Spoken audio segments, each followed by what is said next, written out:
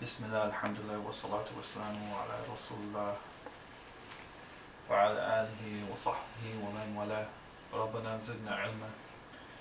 What I'd like to do is go over, I have a copy of Sheikh Hamza Yusuf's translation that is not to be distributed but is of benefit. So inshallah he forgives us for his great knowledge and erudition and eloquence that we have taken surreptitiously from one of his beautiful friends. So the first section, this is his translation. I'll just read it for the flow of it. So the introduction: all praise is due to Allah alone for His bounties, followed by the peace of Allah and with His prayers upon a prophet who brought Tawheed at a time when religion was lacking Tawheed, and who directed people to the religion of the real with both authority and his guidance to reality. Muhammad, the last of his Lord's messengers, sallallahu alaihi wasallam, and upon his family, companions, and party. So the next section he titles The Obligation of the Science of Tawheed and the Purpose and Reason for this poem. To proceed, knowledge of the foundation of this religion is a necessity, although it needs clarification. However, aspirations have fallen short of lengthy expositions. Therefore, abridgment has become a binding necessity. So here's a poem in the Raja's meter that I have entitled The Precious Pearl of Divine Unity, polishing it myself. From Allah alone, I hope for its acceptance, and I am desirous that He benefits by it. Anyone seeking its meanings, expecting the reward. The legal ruling of Tawheed, the oneness of Allah subhanahu wa ta'ala, and why it is essential. Everyone who reaches the age of maturity, mukallaf, is legally obliged to know what is necessary for Allah, what is conceivable and what is inconceivable for Him. Likewise is the case with His messengers. So listen closely. Because everyone who blindly follows others in Tawheed has a faith that is not free of the possibility of wavering. Although some scholars relate a dissident opinion regarding this, others claim to have resolved it with a clarification, stating that if he is absolutely resolute in following another's word, it is sufficient for him, otherwise he is still in danger. Be certain also that this first obligation from what is binding is acquired knowledge, ma'rifah. However, there is a standing debate. So ponder your own soul, then move on to the celestial world, then the terrestrial. You will find a creation full of marvelous wisdoms. Although in it is a proof for its finality, Adam is established. It follows everything in which finality, Adam, is even conceivable, can absolutely never be conceived as eternal. Qidam. The definitions of Iman and Islam and differences concerning them. So there's the third section in the Jawharat. Faith or Iman has been interpreted to mean simply an assertion of veracity. As for actually articulating it with the tongue, there is dissension.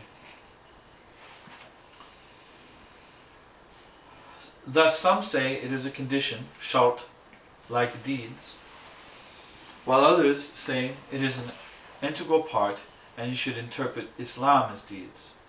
Examples of this are the Hajj, the prayer, as well as the fast and zakat, so understand. The preferred opinion is that faith, or Iman, increases by means of acts of obedience from a human being increasing. Likewise, it decreases as the acts of obedience decrease, or that it does neither. And it is said there is only semantic difference. At least this is how it was transmitted. So all of this is an excellent translation of those sections of the poems. So the first section on divinities, or ilahiyat, is the next part of the poem, where it gets really to the core of the poem and what needs to be learned. The necessary attributes of Allah Azza wa Jal. The essential attributes followed by the 5 negating attributes. His necessary attributes, Allah subhanahu wa ta'ala's necessary attributes, are as follows. existence, wujud, and pre-eternity, qidam, as well as perpetuity, baqa, untainted by finality. Also, he is absolutely different, mukhalif, from anything that finality, adam, claims in the end. The proof for this is his pre-eternity, qidam. His aseity, which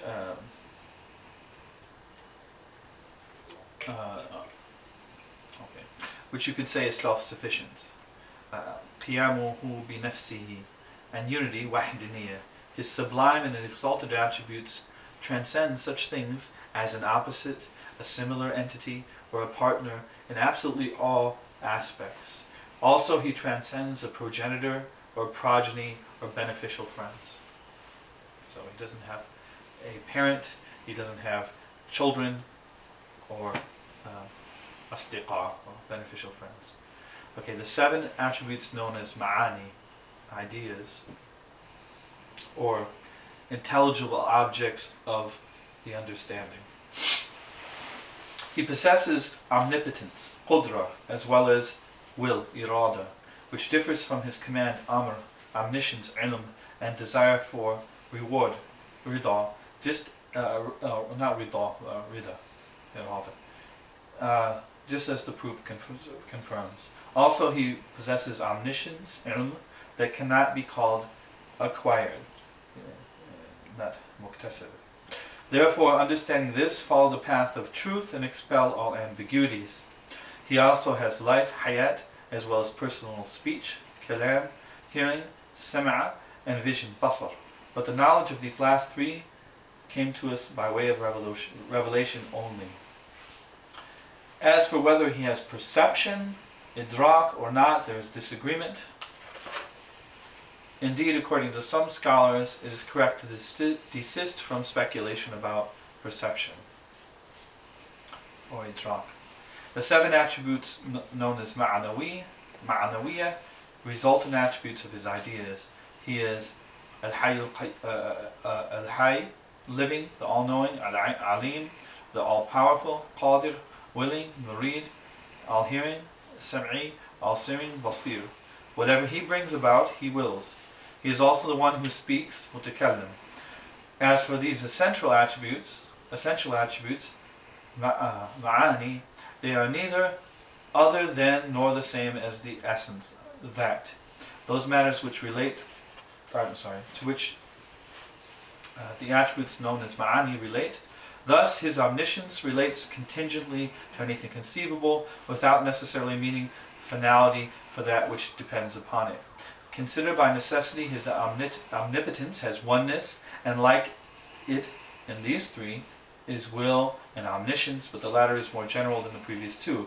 It includes not only the conceivable, but the necessary as well as the inconceivable. His personal speech is the same as his omniscience in these cases, so let us adhere to this. Consider any conceivable existence, mawjud, to be subject to his hearing, sam'a, as well as his vision, basar, including his perception, idrak, if that opinion is considered. These 4 attributes are not the same as his omniscience, ilm, as has been confirmed by revelation. As for his life, it is not related to any conceivable thing. So concerning his names, attributes, and the attribute of speech, we theologians consider his tremendous names as well as his essential attributes to be pre-existent, meaning they are not contingent upon time and space. The preferred opinion is that his names are restricted to what is revealed, tawqifiyya, and this includes his attributes, so learn by heart what has come through revelation. Regarding every revealed text, nos, that gives the illusion of anthropomorphism, anthropos in Greek means man, morph, to change, so it's whenever you try to give God the attributes of a man. This is an illusion, and it must be interpreted figuratively, okay, be seen as mi'ajazi, or you use tafweed, you defer its meaning to Allah subhanahu wa ta'ala, but aim for transcendence. Because Allah says, Laysa kamithlihi shay', that there is nothing like unto him. Place the Quran, meaning the speech of Allah, beyond the grasp of occurrence, and beware of his requital for those who don't. and every revealed text, nas, that indicates occurrence, interpreted as the recited text that only refers to the atemporal speech of Allah. Those matters which are inconceivable concerning Allah. The opposites of the above-mentioned attributes are inconceivable concerning His entitlement. An example is containment in any of the 6 directions. So Allah is not contained in any of the 6 dimensions. Those matters conceivable concerning Allah. Whatever is conceivable is conceivably His entitlement. To bring it into existence or leave it in non-existence, such as His providing wealth or His withholding it. Thus, He is the creator of His servant, and whatever He does, He gives success to whomever He wills to arrive to His pleasure. He abandons whomever He wills His distance from His pleasure, and He fulfills His promise of reward to whomever He wills. The eternal success of the blissful is in His knowledge and sempiternity. So also is the eternal loss of the wretched, and thereafter they do not change states. In our doctrine, the servant possesses acquisition, kesb, of his actions, that he is then made legally responsible for because of it. But he in no way has any causative effect when, quote-unquote, doing his deeds, so understand.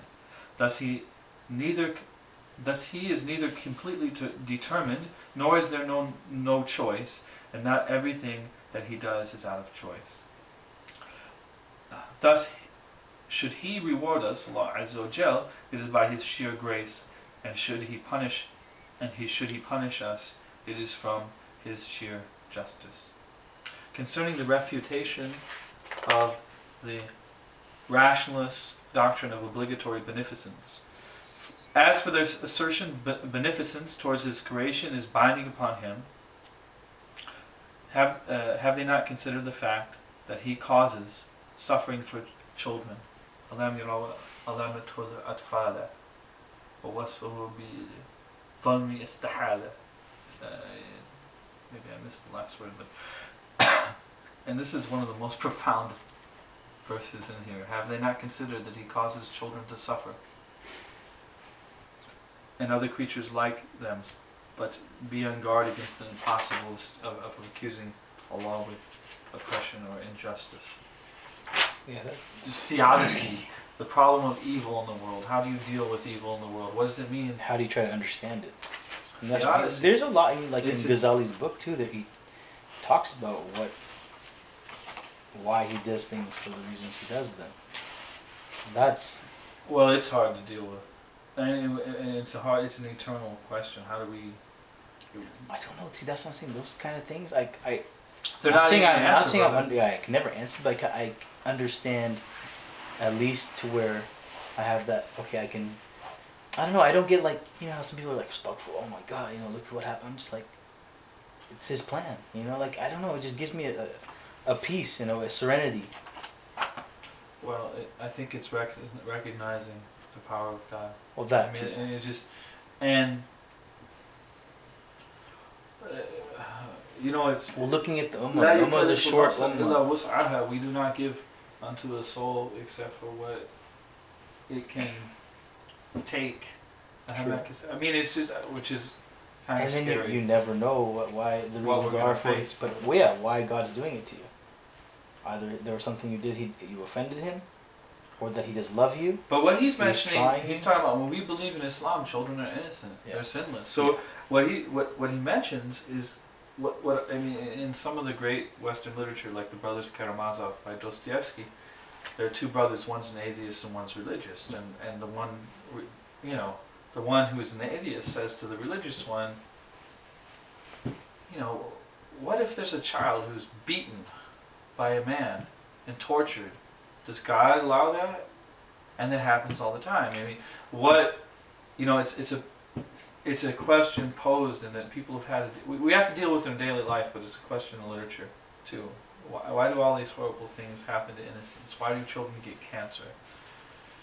And it isn't. Sometimes I mean, you have to. Sometimes it's more than the child. It's because how it's going to affect the family. Well, what lessons are going to be learned, At least we believe that children are sinless. Yeah, no, of course, definitely. And it's not like the idea that they'll go to hell or something. Yeah, and it's not. God's not doing it. But it is a hard lesson. That's all I'm saying. I mean, I'm just saying maybe because it's from how I've grown up. I don't have that connection of where.